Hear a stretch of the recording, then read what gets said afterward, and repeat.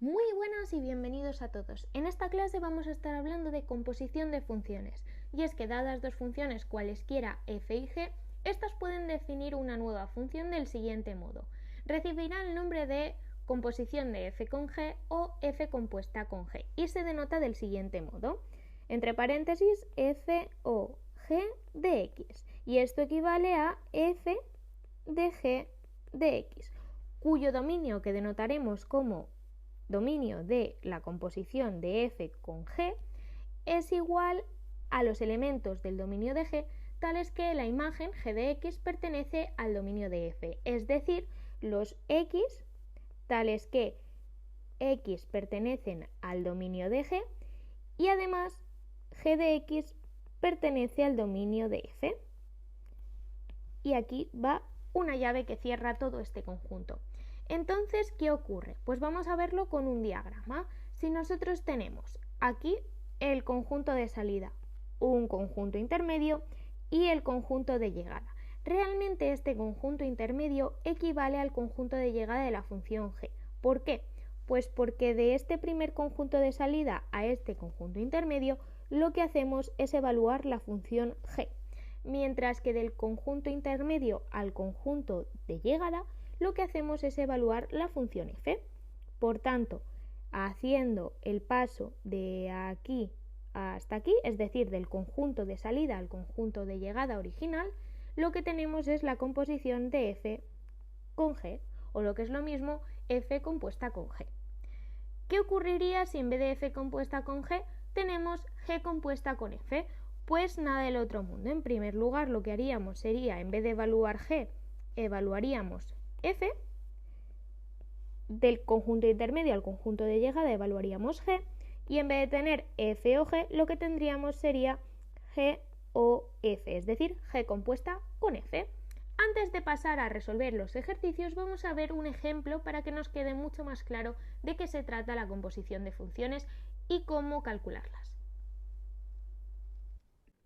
Vamos a hacer el siguiente ejemplo donde f de x es igual a x más 3 y g de x es igual a x entre x menos 1. Primer ejercicio que os dejo, calcular el dominio tanto para f como para g. Entonces, vamos a calcular f compuesta con g, que habíamos dicho que se trataba de f de g de x.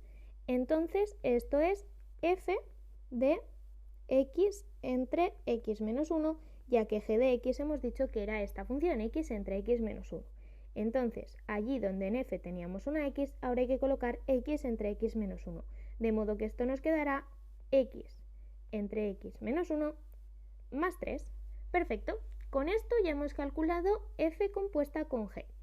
Pasemos entonces a calcular g compuesta con f.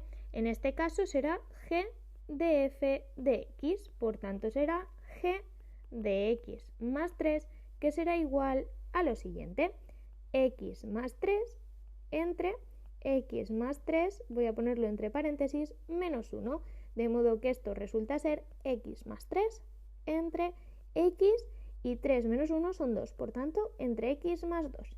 Y con esto hemos calculado g compuesta con f. Pasemos a f compuesta con f.